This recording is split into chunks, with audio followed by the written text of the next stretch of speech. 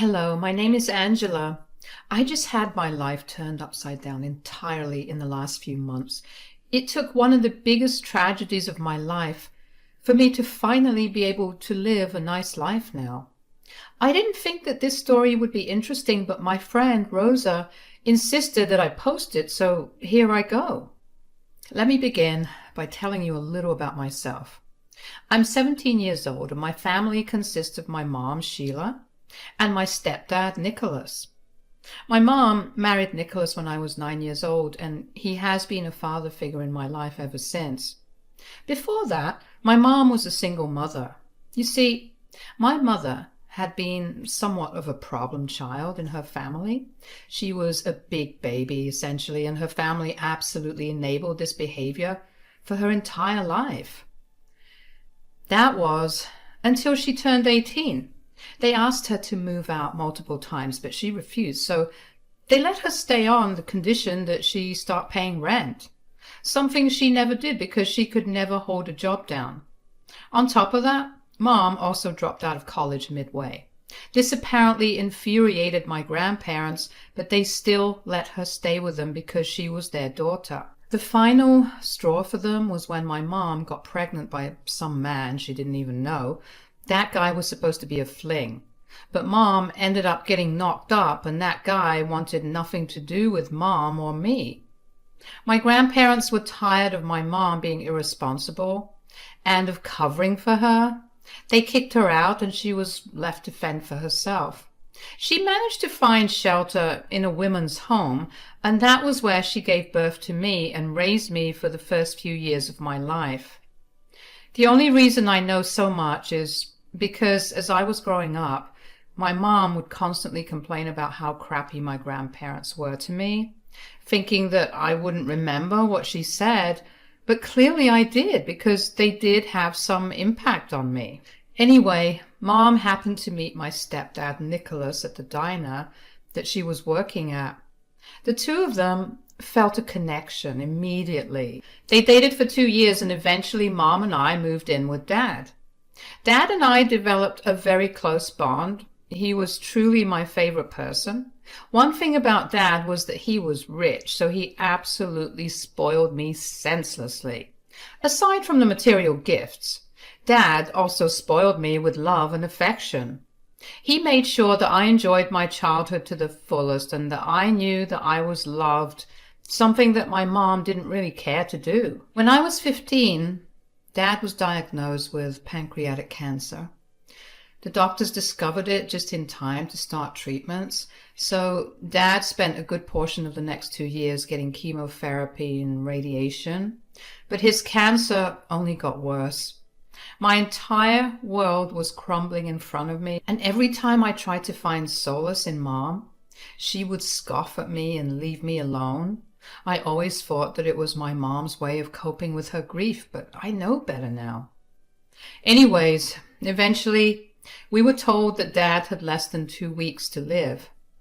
I practically stayed at the hospital with him. Mom was barely around. I didn't bat an eye at that, though. Whenever Dad was awake, he'd tell me that he loved me. Finally, one day, when Mom was in the room with us, Dad told her that he loved her too, after telling me the same, before passing away.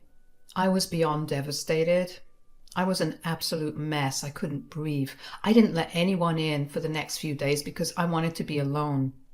We had a quiet funeral for Dad because he asked not to have anyone else there.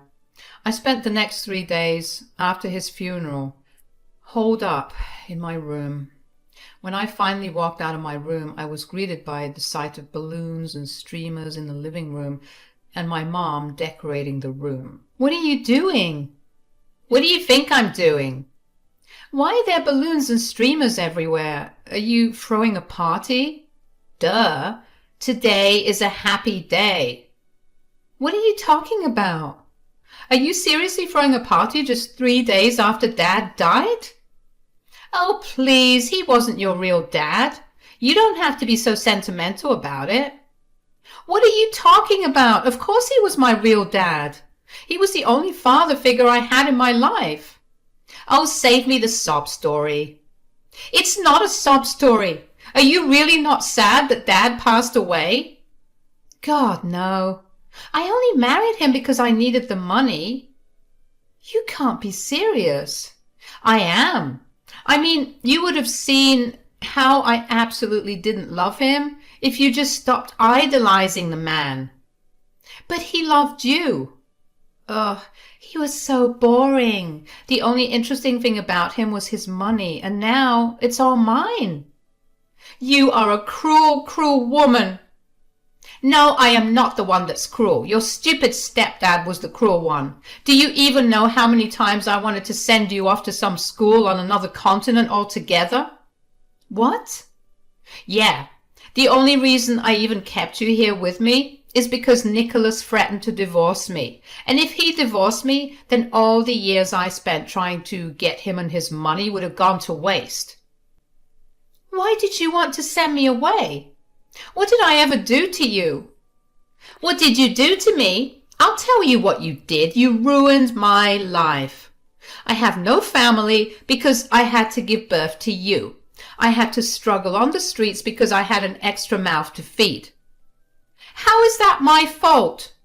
I don't care. But this party is happening for two reasons. The first is that your father finally passed away and left me with all the money. And the second is that you're leaving this house. Excuse me? What are you talking about? I'm not going anywhere. Oh, yes, you are. I'm giving you 3 hours to get your things packed and to move out. My friends will be arriving by then. Get a move already. I tried to say something more, but my brain wouldn't cooperate with my mouth. I ended up just numbly going back to my room. I sat at the edge of my bed for a while and just stared at the wall because I didn't know if my mom was being serious about kicking me out or not. She was. She walked by my room and saw me sitting on my bed and told me that I was wasting my time packing. After she left, I finally broke down. I didn't know what to do or where to go. I was beginning to panic, so I called my best friend, Rosa. Hey, Angie, what's up? I need your help. Whoa, what's going on? Is everything all right? No, I need you to come over and help me pack my things up. Pack your things up? What are you talking about? You know how I told you that I needed some space the past few days? Yeah. Well, my dad passed away. Oh my God, I'm so sorry for your loss. Are you holding up all right?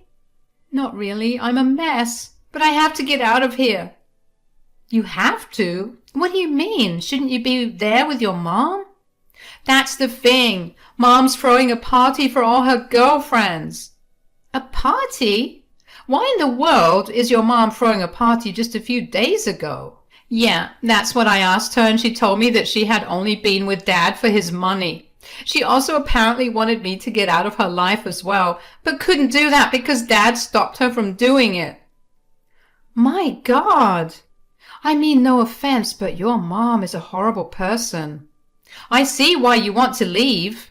That's the thing. I don't want to leave. My mom asked me to leave in the next 3 hours. What? How could your mom ask you to leave the house that is yours? I don't know. I don't even want to know what will happen if I stay here. Angie, I don't want you to stay there either. I'm coming over and we're packing your things together. Thank you. I just need to figure out where I'm going to go from here. You're coming to my place, silly. My mom loves you. You know that. She'd be more than ready to shelter and feed you. I don't want to impose. I'm going to cut you off right there. You'll never impose on us. Let's figure out the details after you come here, okay? I'll be there in 15. Thank you so much, Rosa. Of course. What are friends for? Rosa came over in 15 minutes, as she had told me. My mom had gone out of the house to do God knows what, which was a good thing because Mom really did not like Rosa. I'm not sure how she would have reacted if she saw Rosa at home, so I was glad she wasn't there. Rosa and I didn't talk much. She quietly helped me pack all my things, something that I was grateful for because I really wasn't in the mood to talk. I felt raw and numb on the inside. My head was swimming with all kinds of thoughts, and my heart was a mess of emotions.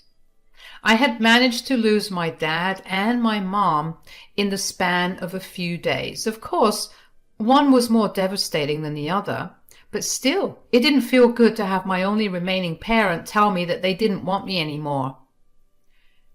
Rosa and I loaded up her car with all my things, and we quietly drove to her place. We were greeted at the door by Rosa's mother, who always treated me like I was her own child. She always had room for me in her home. She too was a single mother, so she sympathized with me a little better, even though I had a stepdad. And she understood the struggle that Mom and I had to go through before.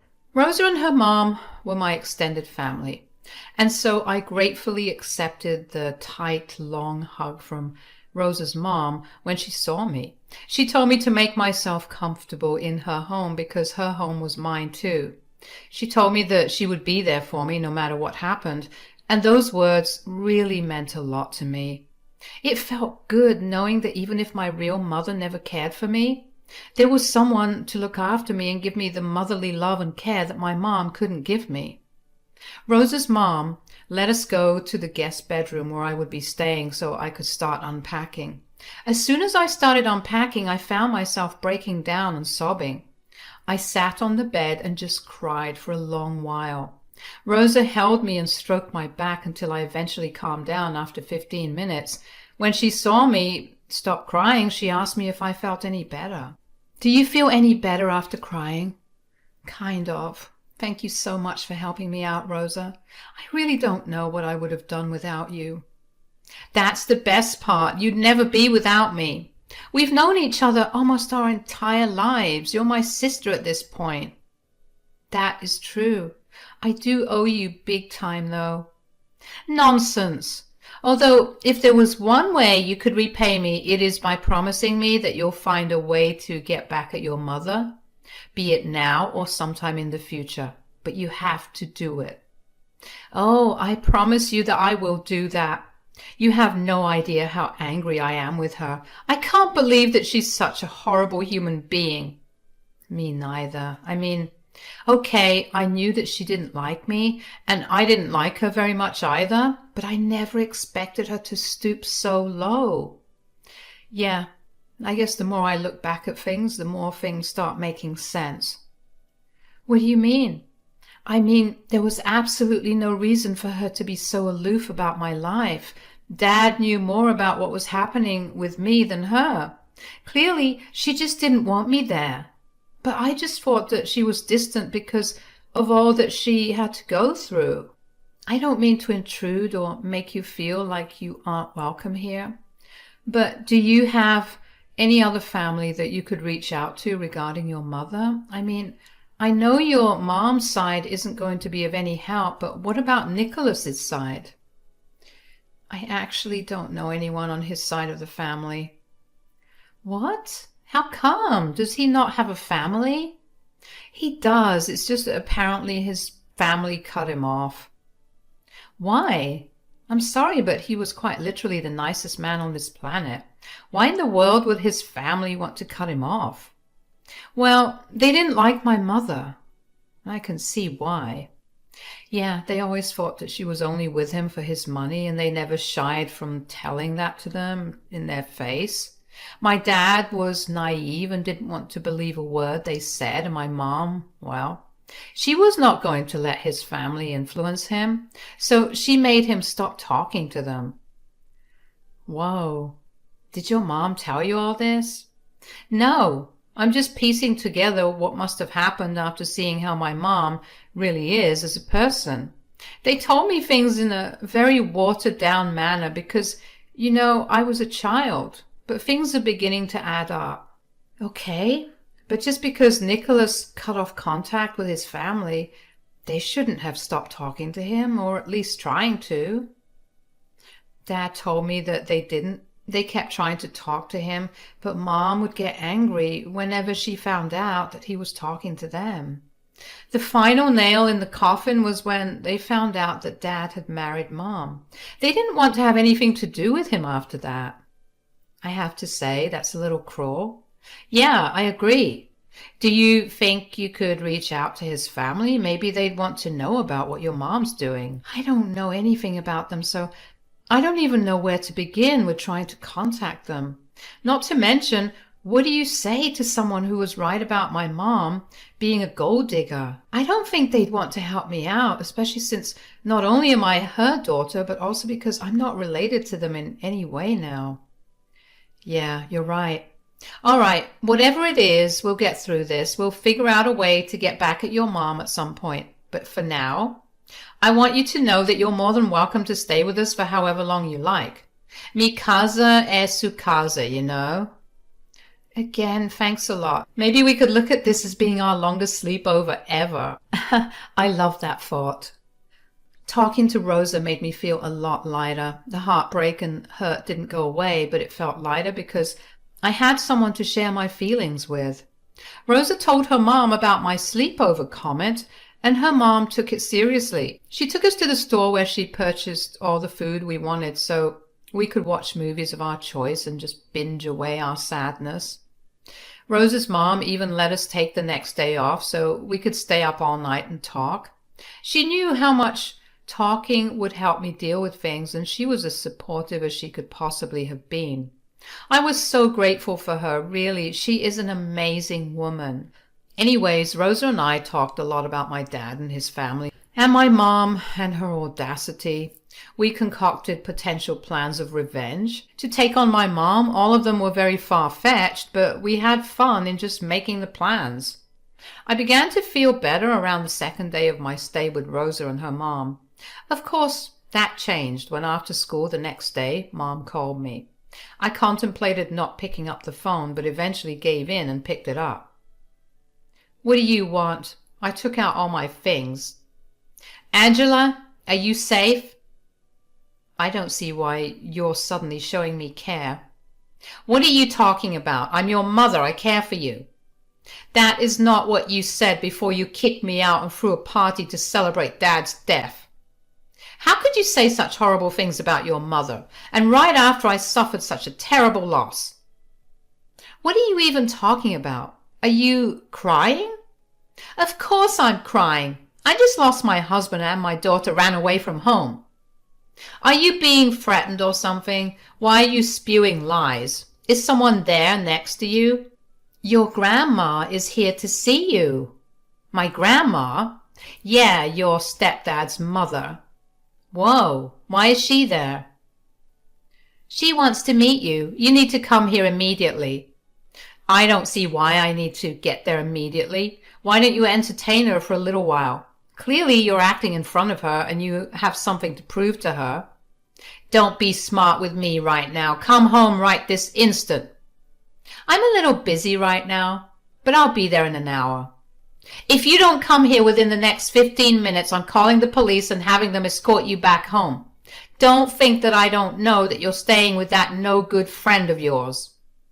Rosa is a great friend to me, and even if she was no good, she's still a million times better than you.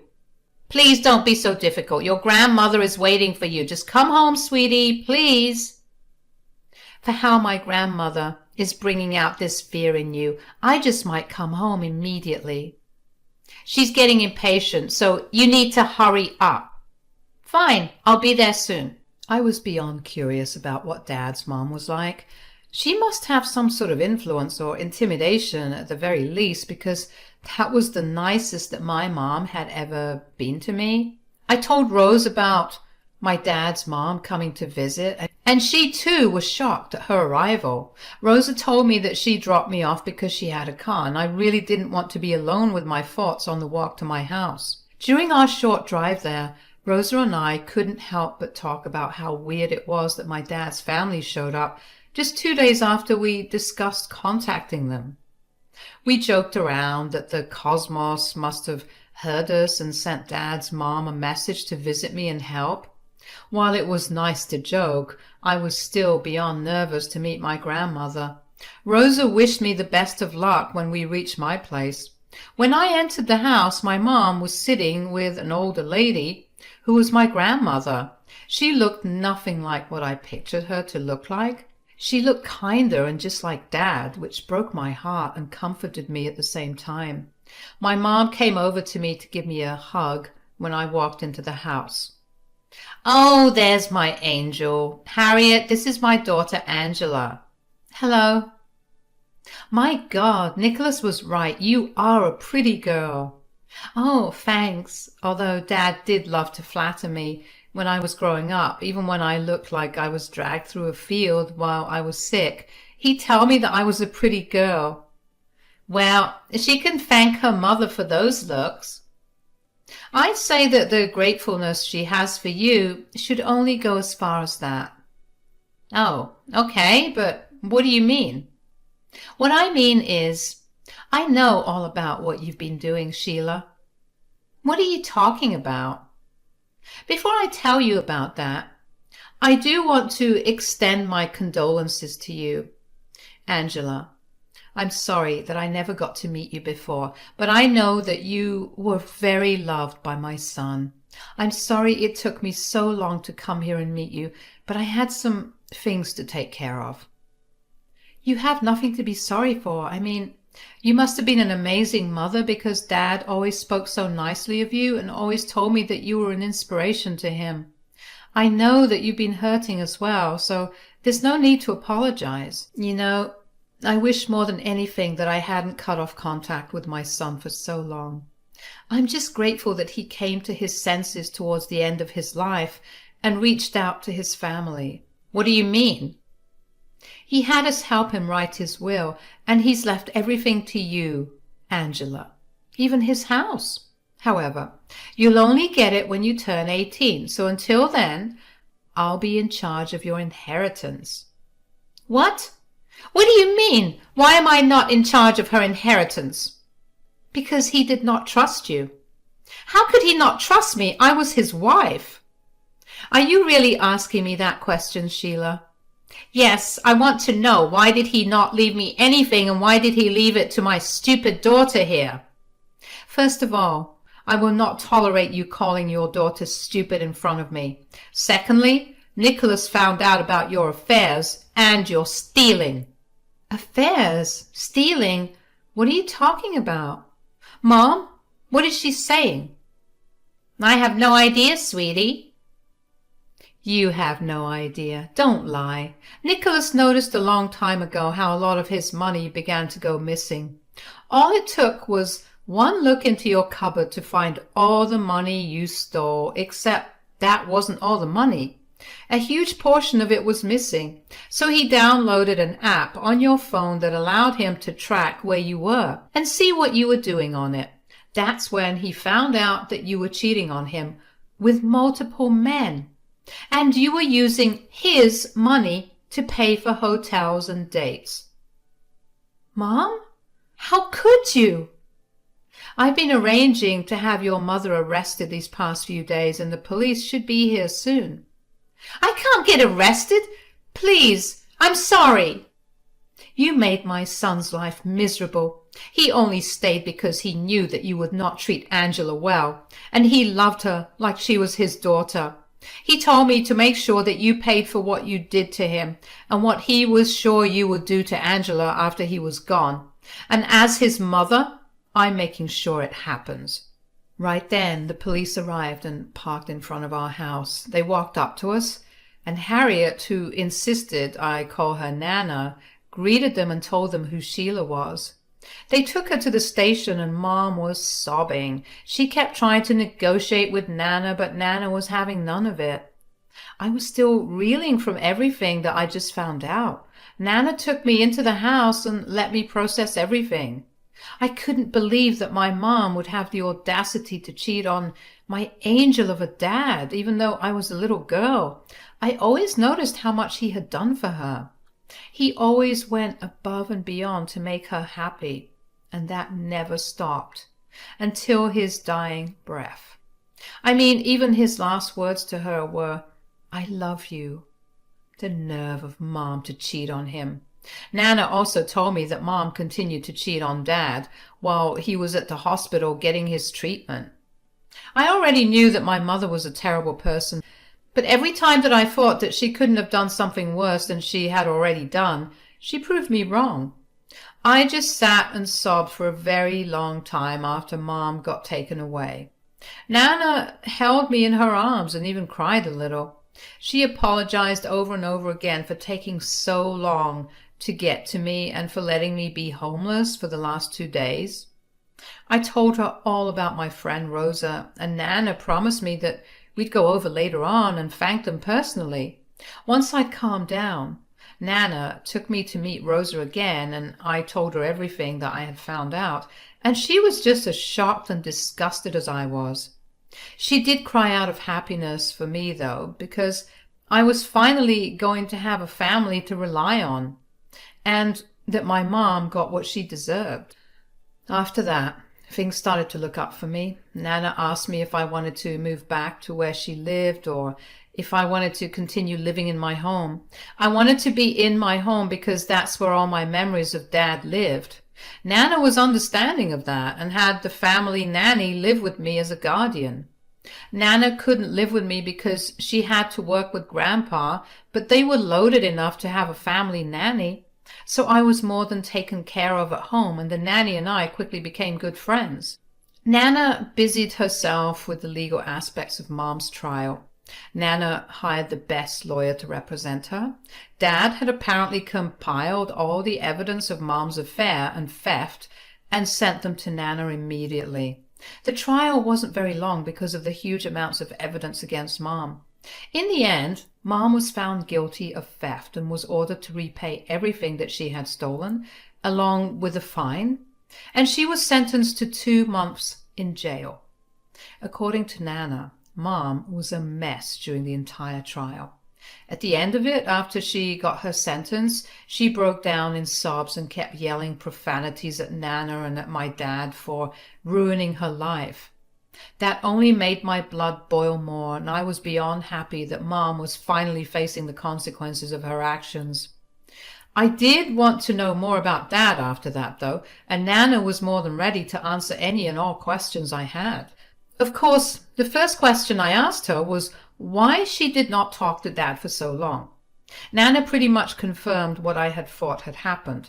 My mom was the one who got Dad to stop talking to them, and they tried for months to get him to come to his senses. Eventually, they cut him off because they'd hoped that by cutting off his wealth, Mom would leave him.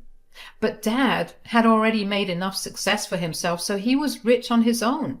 Dad only got back in contact with Nana and Grandpa when he got diagnosed with cancer. They apparently never rehashed the past initially and only did it when Dad began to get suspicious of Mom. He confided in them and they helped him catch her. He learned to be as discreet as possible, and his only concern was me during the entire time. He wanted to make sure that I wouldn't suffer for my mom's actions. Nana and Grandpa learned a lot about me then and wanted to meet me, but Dad didn't want that to happen in case Mom caught wind of Dad's plan. I will admit I cried a lot when Nana told me everything. It felt great to know just how much Dad loved me.